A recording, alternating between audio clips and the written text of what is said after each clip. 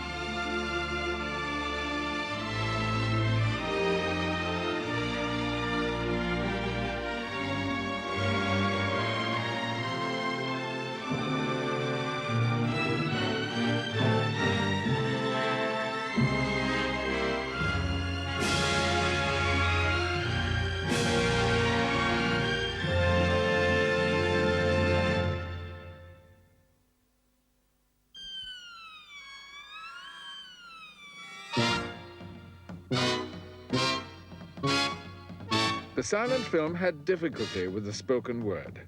It had no difficulty with anything else, not even musical numbers.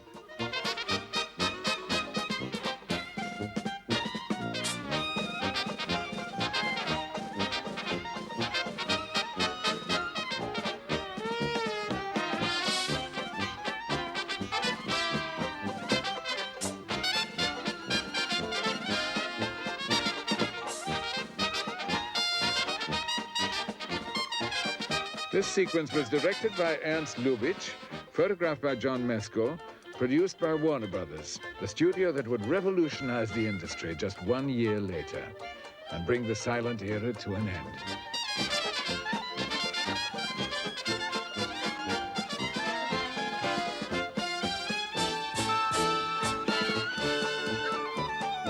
Pictures were better than ever, but no one thought of them as silent films. They were the movies.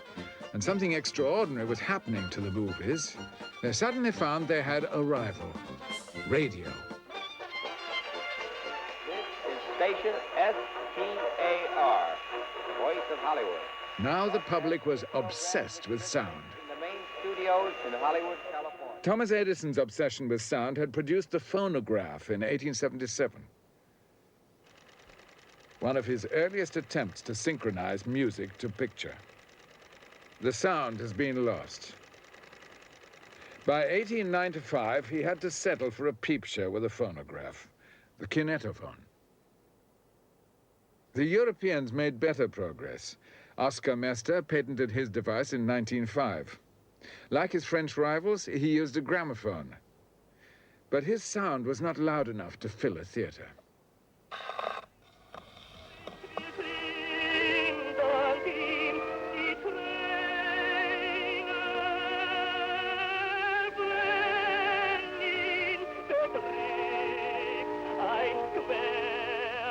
In 1910, Eugene Laust, a former employee of Edison, set up camera and microphone in a back garden in Brixton in South London and recorded sound on film.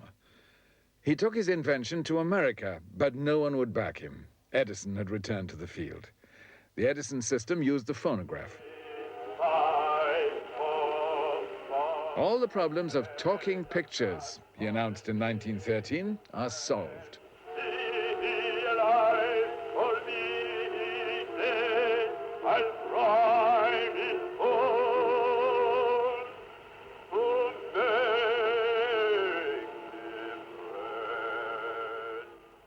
I can remember that we talked into a horn, and it was sort of elevated. But my sister, my eldest sister, she made one, and she played a little fairy queen. Here came this little dainty thing, you know, and skirt and everything pretty. And she was supposed to say, "I am the fairy queen," or something. And she came out saying, "I am the fairy queen," which was it was fantastic. I am the queen of the fairies, and I'm going to cast a spell over the giants. a spell of The voice sounded odd only when the film was projected at the wrong speed. But that and other technical hitches happened all too often. Repeated failures put showmen off talking pictures for more than a decade. Nickelodeons flourished with ordinary silent films. They all provided music. Some employed the one-man orchestra, parodied by Harry McCoy in this Max Sennett comedy. Max Wayne is the hero on the screen.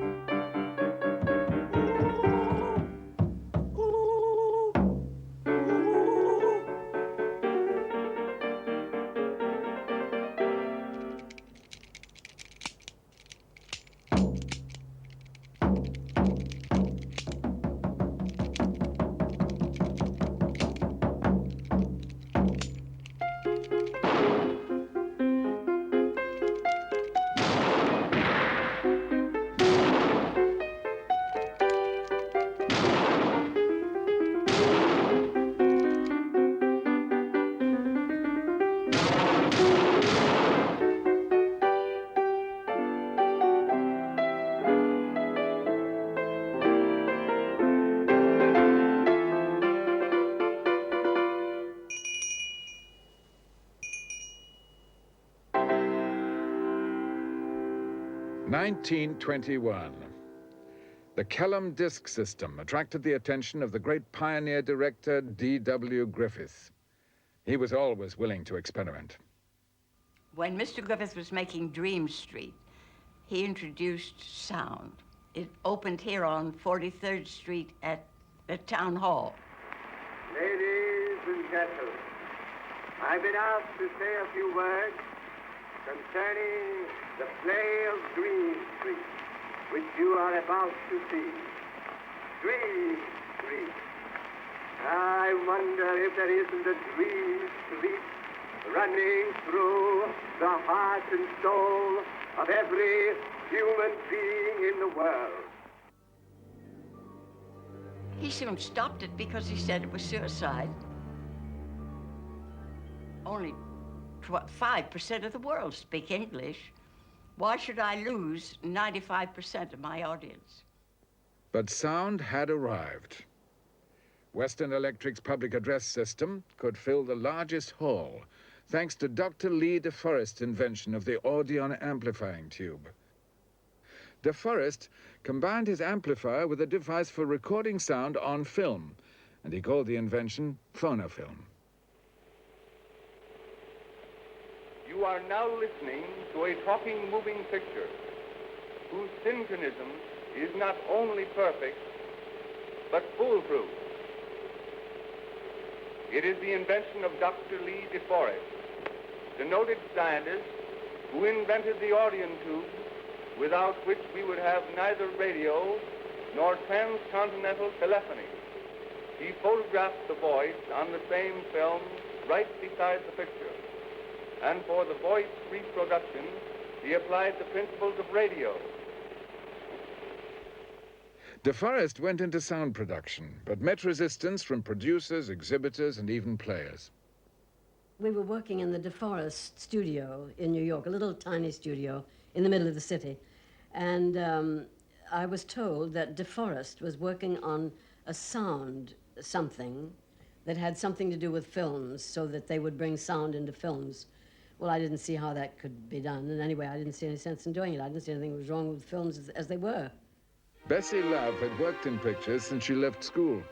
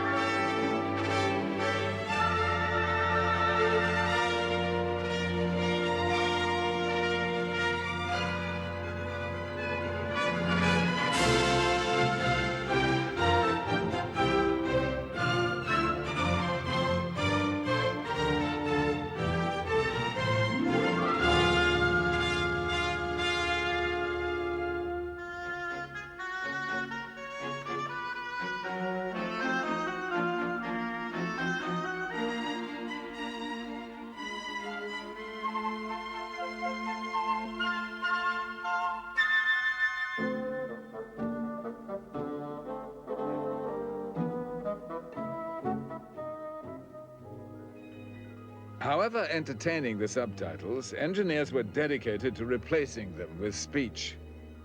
Cheese crisps. Cheese crisps. Theodore Case, just seen here, was developing a system virtually identical to DeForest's. All right, EI, you can shut the thing off now. Yeah, shut it off. EI, will you please shut the camera off? Case's sound films reached new heights. Oh my, he is making eyes of me. He is a full haste to me. He is almost breaking my heart. I am Satan, mercy let his bullshit guide him. He wants to marry me and be my honeybee. Every minute he gets bolder. Now he's leaning on my shoulder. He's kissing me. Oh my! He is making A joke on film was a threat on radio.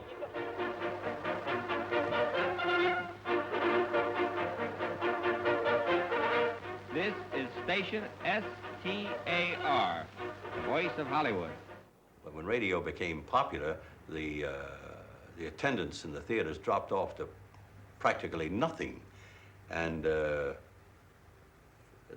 big companies were very worried, terribly worried.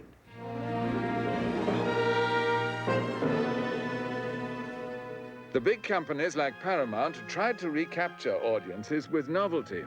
They tried Technicolor, Gloria Swanson in Stage Struck.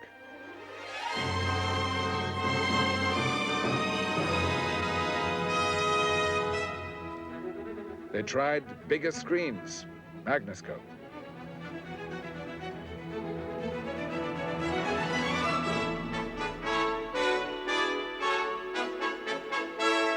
They tried more expensive pictures. They advertised them all on radio.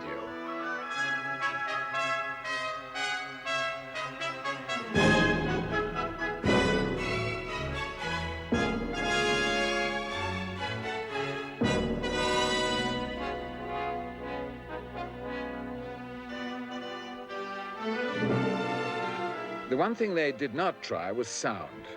The engineers urged them to do so, but there were no takers. All the studios rejected the idea. All but one, Warner's. Warner Brothers had never been in the same league as the big studios. The four brothers had been in the business since the Nickelodeon days. They were enjoying a new prosperity after a very lean period. Sam Warner was in charge of production, with his young brother Jack. Jack Warner, I remember very well, but I used to bring him to the studio every day, and it's a gospel fact that he never got off at the front door of the studio. I let him around the back, let him off around the back, because the sheriff was possibly waiting at the front door to either attach the studio or take the car. Warners were now determined to break the monopoly of the big companies to get their pictures more widely distributed. Sam Warner was fascinated by radio. He employed Western Electric to install and operate a radio station so Warners could advertise on the air. At last, sound engineers had a foothold in a Hollywood studio. They sold Sam Warner the idea of synchronized sound. He sold it to his brothers.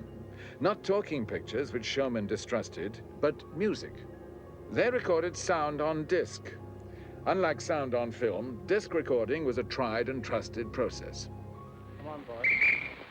Warner's joined with Western Electric to form the Vitaphone Corporation and opened a studio in New York to be near the Broadway stars. This immediately revolutionized the whole ambience of the Warner Brothers studios. They first started with a series of little shorts, Vitaphone shorts. All right, everybody quiet, please. After the bell.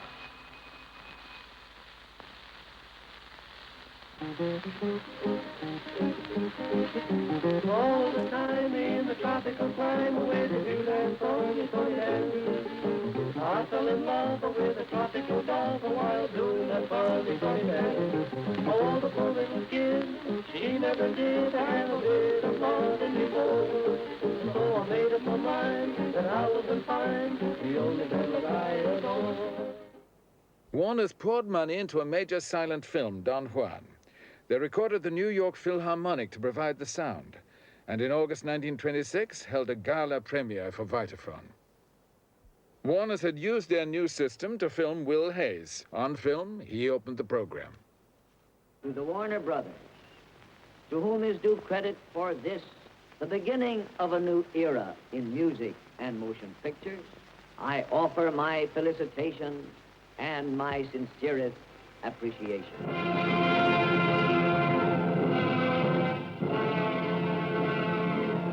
After Will Hayes, Vitaphone shorts with the top theatrical and musical talent of the day.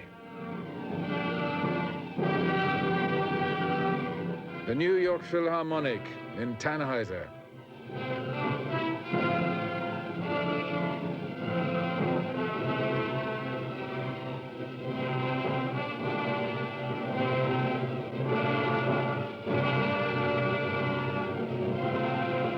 And from the Metropolitan Opera, Martinelli and Pagliacci.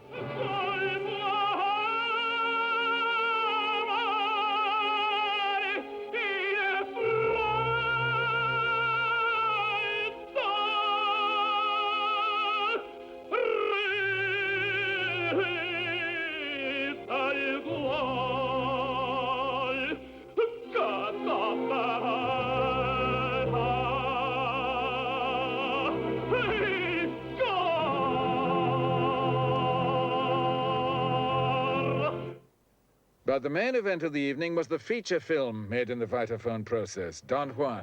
Mary Astor played opposite John Barrymore.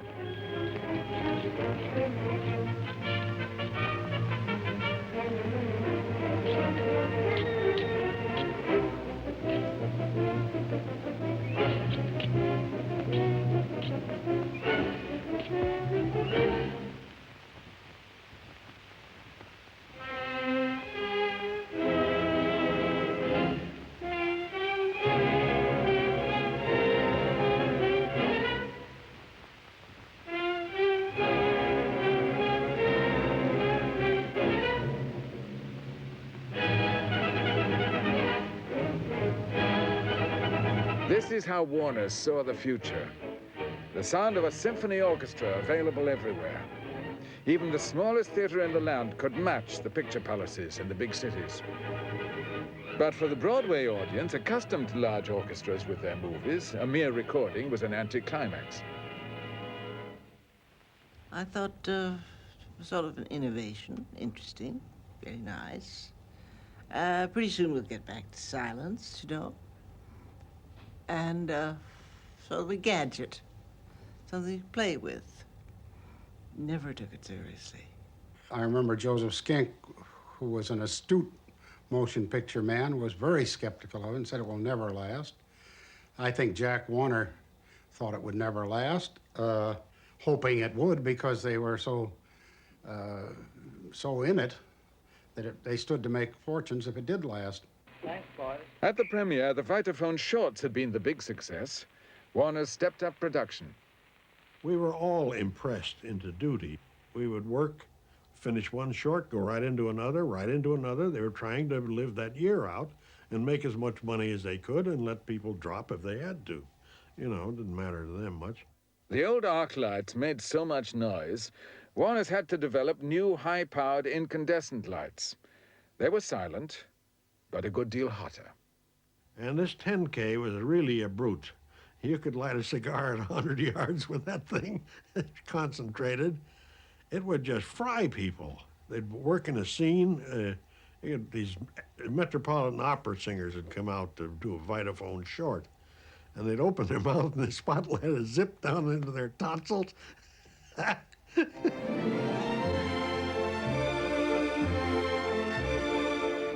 The other studios were heavily committed to big silent productions. They were hostile to innovation. The leading producers agreed that for 1 year, none would adopt sound unless all did. We have too big an investment in silent pictures. The effect on the overseas market would be disastrous. Studios would have to be entirely rebuilt. Let them develop it if they can, then we'll see about it. But William Fox did not align himself with his colleagues. Instead, he signed a deal with Theodore Case to go for sound. Sound on film, Movietone. My first experience of making a sound picture was with Fox. They had the Fox News Weekly, and the News Weekly had a sound series. They equipped their theaters with sound, and we made a sound news weekly every week, in which politicians and others would say a few words. Benito Mussolini, filmed by Movietone in Italy in May 1927. I am very glad to be able to express my friendly feelings towards the American nation.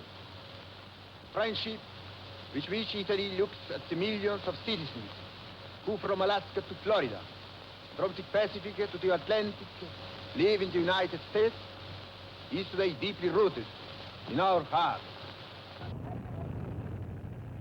The same month, the first solo flight across the Atlantic. Lindbergh's departure was seen and heard on Movietone.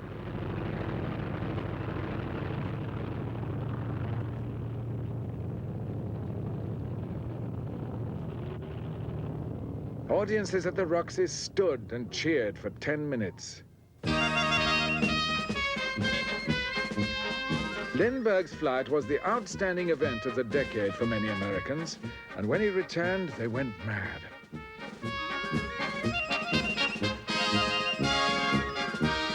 History was made yet again when movie audiences heard President Coolidge welcome Lindbergh home. And as President of the United States, I bestow the Distinguished Flying Cross as a symbol of appreciation for what he is and what he has done upon Colonel Charles A. Lindbergh.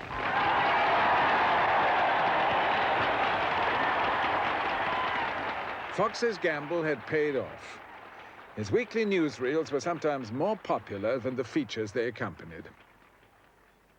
Warner's had by now completed their next Vitaphone production. Remembering the success of the music in the Vitaphone shorts, they adapted a simple story for the vaudeville star Al Jolson. It was a silent film with Vitaphone sequences.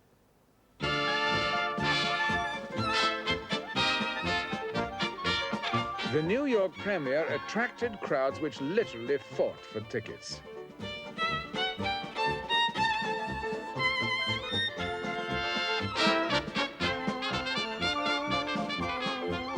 The Warner brothers were not there.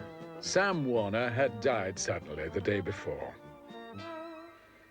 None of the brothers was present at the moment of their triumph.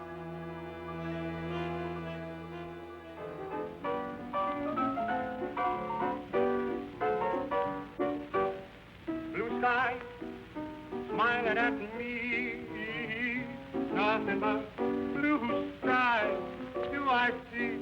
It was a shock, absolute shock to hear this man open his mouth and a song come out of it. Nothing but little bluebird all day long. It was one of those once-in-a-lifetime experiences, but you see that happen on the screen, a vision, a shadow can come out, a voice can come out of that shadow.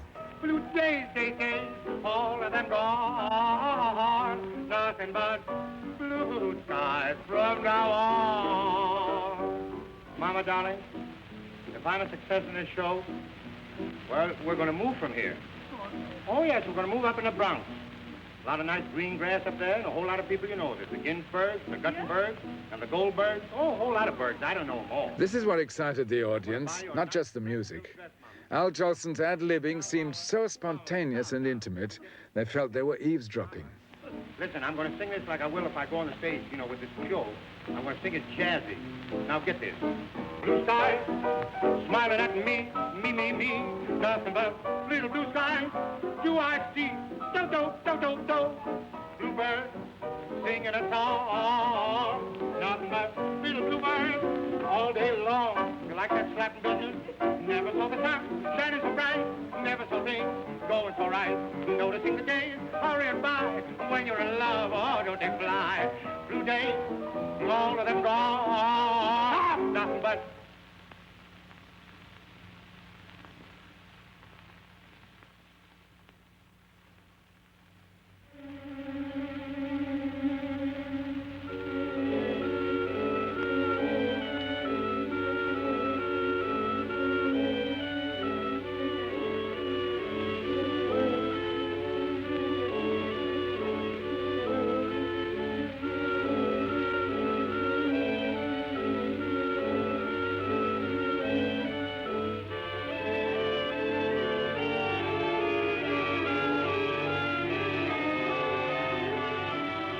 when they were showing The Jazz Singer in the Warner Brothers Theater, you had to wait for hours to get in.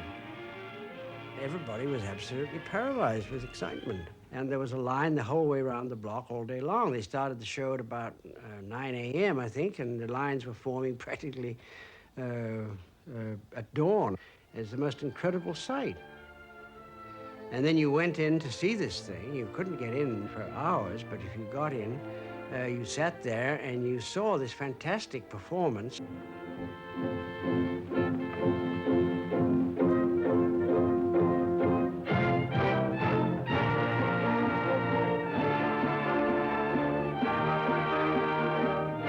And then suddenly the big face comes up and he starts yelling this thing, "Mammy, Mammy.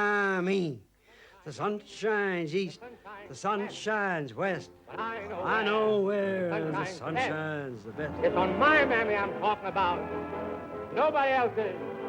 My little mammy. My heartstrings are tangled around Alabama. And I went home feeling very sad, really. I thought that it was terrible, this film. And I must say I made my contribution by predicting that the talkies wouldn't last very long. Mammy! Don't you know me? It's a little baby. I'd walk a million miles for one of your smiles. For my mammy.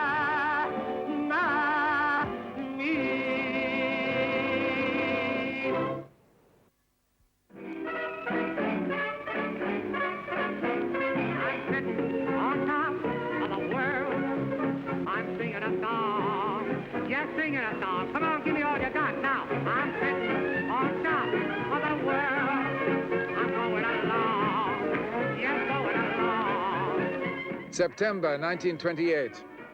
10 months after The Jazz Singer, Warner's and Al Jolson have an even greater hit. Glory, hallelujah, I just stole a fire skirt. Get ready to call. Just like a Humpty Dumpty, da-da-da, I'm going to fall. And I'm sitting on top of the world. I'm going along, long, long, going along. Oh, baby. Oh, Molly. With you in my arms, honey, I'm sitting right on top of the world. Studios realized they could hold out against sound no longer. The old silent stages were torn down and replaced with soundproof structures. Soaring costs brought an end to the old, relaxed atmosphere of Hollywood. Sound imposed a new discipline. As actors watched the landscape change once again, they began to be alarmed. So many schools of dramatic training and voice culture sprang up that they were given a special section in the telephone book. Producers warned that screen actors without stage training would be dropped. Broadway actors would take over. We were more or less, I would say, panicked. Cooper and Dick Arnold and I, we talked a great deal about this, whether our voices would record or not. We knew that John Gilbert, this great, great star at MGM, his voice seemed to record rather high. So they finished this sound studio at Paramount, and each day they would take a star in, spend the whole day to find out if he had a voice. Well, Coop and Dick and I are standing out there waiting, and about, let's see, one morning they took Harold Lloyd in. And the little boy opens the door, and Harold slips in the door, and they lock the door. That's 9 o'clock in the morning. About 4 o'clock in the afternoon, the door opens, and the young boy comes out. Harold Lloyd has a voice! And hundreds of people are applauding all over the place. The next day, Wally Berry. We waited to see About 3:30 in the afternoon, the door opened. Wally Berry has a voice. The demon microphone dictated Hollywood's future. Few stars were directly destroyed by sound, but many established favorites were threatened by the new talkies. Some, like Norma Talmadge, retired at once. Others, like Colleen Moore, survived to retire a few years later. All the Shakespearean actors and the old actors from the stage rushed to Hollywood and opened voice schools to teach the helpless, poor little movie stars how to talk. The preacher who speaks the holy words, "Come unto me, all ye that labor and are heavy laden, and I will give you rest," leads his congregation to their knees. But the preacher who says, "Come unto me, all ye that labor and are heavy laden, and I will give you rest," does not impress his congregation in quite the same way. So I went to a very special, very famous lady, and I arrived for my first lesson. Now, I looked rather, I suppose, like a care package. I used to wear little sort of plain little dresses and saddle shoes. Of course, I was young. And I arrived, never any makeup. And so I arrived at her door, and she opened it and looked at it and gave me this look from top to bottom and said, "Are you Colleen Moore?" And I was completely intimidated, and I said, "Yes, ma'am." And she said, "Well, come in." She looked at me with astonishment. She said, "Is it true that they pay you $10,000 a week?" And I said, "No, ma'am." And she seemed relieved. And I said, "They pay me $12,500. Well, it was a lovely feeling. Well, anyway, we sat down, so she began to teach me to talk. And she said, "Now we're going to learn to say mother." So I said, "Mother, mother, mother, mother, mother." I said it for 1 hour. And when I got back to the studio, my darling little friend, one of my 26 bosses, Mr. Finkelstein, who was just my very best friend on the board, and he was waiting, and he says, "Darling, what did they teach you?" And I said, "She taught me to say mother." He said, $100, mother? And I said, "Yes." Went back the next day, and believe it or not, she taught me to say father. So he was waiting for me, and I came back, and he said, "What did you learn today, darling?" And I said, "She taught me to say father." He said, "Oi, oi, oi, $100 mother, $100 father. Before you get a vocabulary, we'll be broke." The fear was that talking pictures would do away with some of the Europeans who didn't speak proper English. Naturally, many of them felt that they would have to return to their own countries because there would be no chance for them to be employed in English-talking pictures. MGM delayed Greta Garbo's talkie debut for 2 years. They dared not expose her accent to the microphone and kept her making silence. In 1930, they took the plunge with Anna Christie. Give me a whiskey. Ginger ale on the side.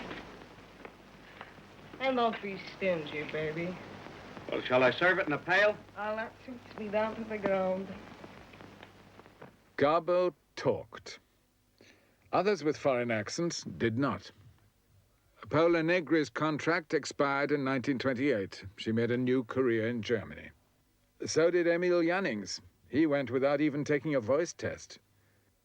Velma Banky was hampered by her Hungarian accent. Sit down. In the first all-talking picture, accents had been the least of the problems. Now, we've got to cover ourselves up. I've planted the stuff in Eddie's shop. Yeah? And the Dicks will be there at 10 o'clock. Uh-huh. But they must not find Eddie.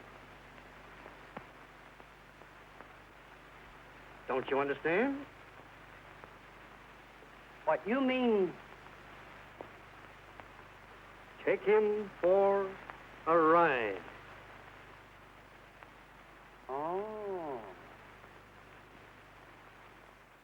Actors were mesmerized by the microphone. So were the men who operated it. Some were as much in the dark as the actors. Each seemed to favor a different system. They agreed on only one thing: the noise the camera made had to be silenced. The camera was put in a thing looked like a telephone kiosk. And the cameraman, the director, would have to get in there and shut the door, and there's no air conditioning, and they would lose 5 or 10 pounds during the day. And the silence of the studio was unbearable. Nobody was talking. There wasn't that help from the director of saying you're doing fine. Now you see him at the window. Now run. Now a little faster. There. Nothing. And those poor actors with those hot lights beaming on them, and we had to change their clothes about every hour because it was a complete sweat. A complete sweat. They really suffered. And of course the camera work suffered because we had to put them in those enormous padded cells. And we put the cameraman inside there, and they shot through very thick glass. We had a cameraman on our set. His name was Ben Reynolds, and he was 5'5" and 5 feet across. And he had this habit of going to sleep for 10 seconds at a time. He was completely asleep and then waking up and says, "Yes, what did you say?" And so when you can imagine what happened to him when we had to push him through that thing. We had to push him in because he was round and then close the door on him. He went to sleep right away. And it took a dozen men to get him out after every shot because he had more air in his lungs than there were in the booth. Weighed down with unfamiliar techniques and equipment, some filmmakers seem to have forgotten everything they had learned.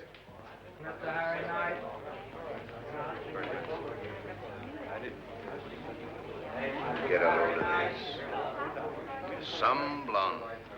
She stopping here? No, I've never seen her before. Film slowed down. Speech was all important. One company, not to mention any names, bought a New York stage play, and they put this on, had a stage director do it, and all they did was photograph the stage play, a close-up of this, a long shot of that, close-up of this, and it was the dullest thing. They thought it was going to be great. It was the dullest thing. Two or three things like that, the business started to sink down under the weight of sound. He's going to tackle those Zeppelins. Jack, you can't. You mustn't. It's my only chance. Oh, Jack, you'll kill yourself. Oh, nothing can harm me now with your love. Joan, kiss me once again before I go. All right, Tom. No, Tom, no. Oh, Jack, for my sake, please. Jack, don't go. Stand out of it, Charles. No. Tom, Charles, take her away. Please, miss. No, Charles, don't let him go. Jack, you mustn't go. No, you'll get killed. Jack, please don't go, Jack. Filmmakers were ruled by the man in the monitor room. Sound men were hard to find. Few dared question their competence. Most of them had been Marconi operators on boats, and they didn't know about dialogue then, they knew about SOS, and they were inclined to be bullying. And they said, "Oh, well, when you go through the door, you must be quiet because we won't catch you at the other side of we must catch you until you get to the next microphone." It couldn't possibly be that you came to see me with half an idea of accepting my proposition. I came because I was lonesome and tired and a little blue. If we had a set, there was a bouquet on the table, the microphone, and there was only one, would be hidden in a bunch of flowers on the table in a vase or something. And the actors would take turns walking up to the table and speaking their lines across this microphone. Please reconsider. It's almost ridiculous the way I love you. Not ridiculous. All of the sound geniuses decided this was their moment to take over the picture business. It was horrible, to a point of where they would go around using double talk and confusing everyone. They'd say, do you get the wah-wahs and the gimel-outs? And, you know, they'd create double talk. And everybody said, they must be geniuses. Who are ye? We are for the hills. and for her service. What seek ye in her service? A mullah passing through our village promised us fighting and much loot in the holy wall. Now, everybody's at the top of the steps now. Hurry! Guns in position. Release the prisoner. The first talkies did nothing but talk. The novelty quickly wore off. For all the violence I have displayed toward my fellow man, Allah, forgive me. In New York, Douglas Fairbanks visited some filming on a soundstage with his English art director, Lawrence Irving, to see what all the fuss was about. When we came out, he just brushed it off as much, well, that's that, and it's really not of much concern to us. And off we went almost immediately to make a $2 million silent picture, quite undeterred.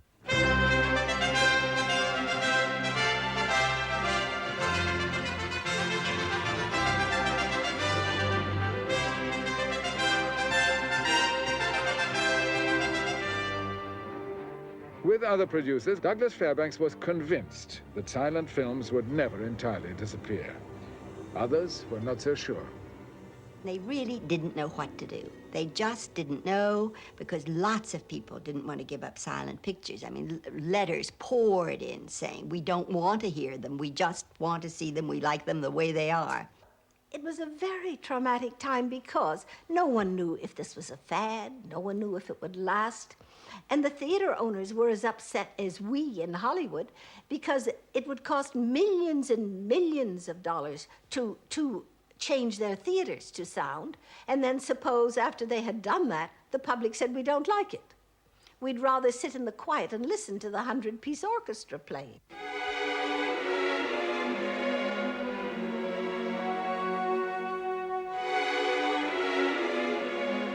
Colleen Moore plays a French girl who is told at a military hospital that her soldier lover, Gary Cooper, is dead.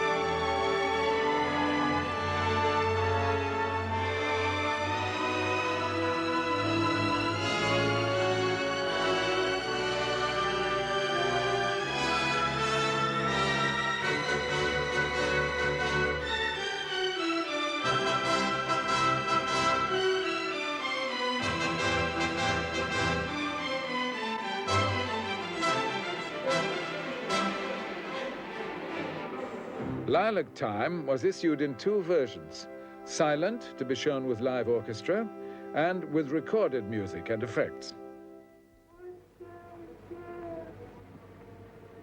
This is an original movie-tone track. Voices were used only as an occasional effect.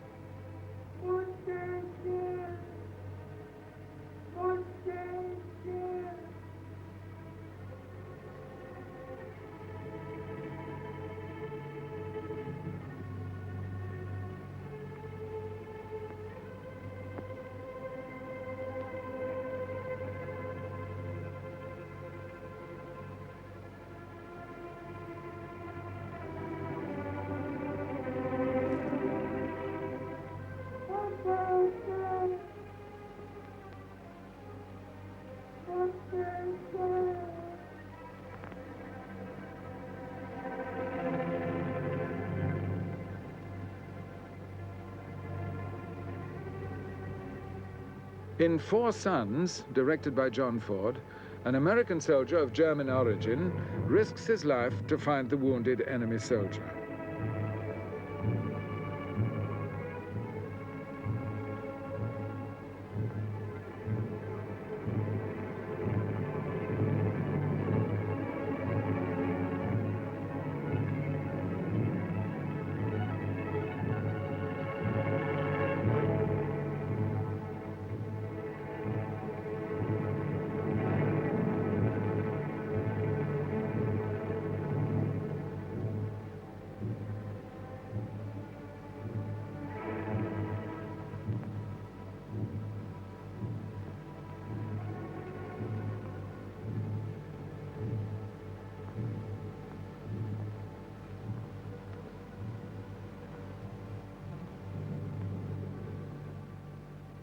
he finds the soldier is his brother.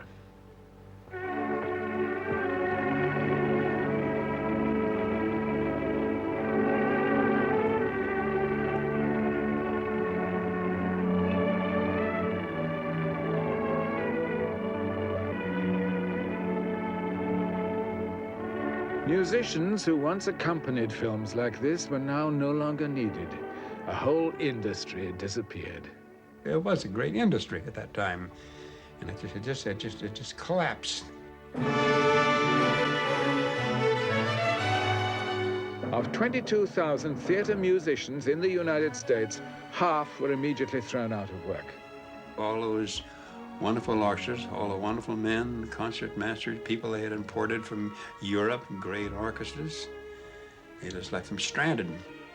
By 1932, only 4,000 were left.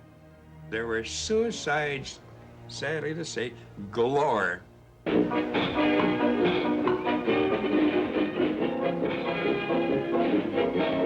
Now 60 studio musicians on a single soundtrack provided the music for the whole world.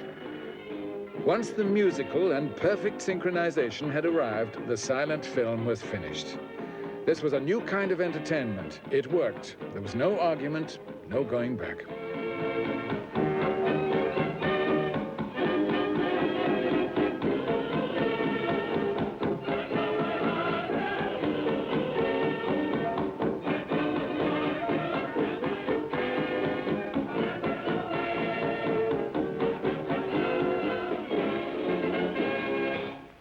All right, cut. How's that for you?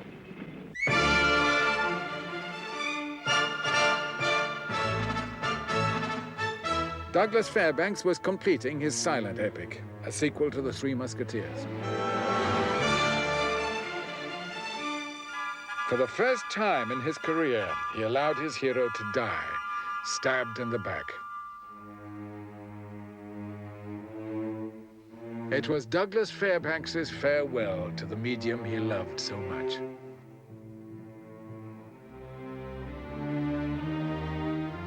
Douglas came into my room and said, let's go down and look at one of these sound stages. And the doors of the studio were wide open, rather like an airplane hangar.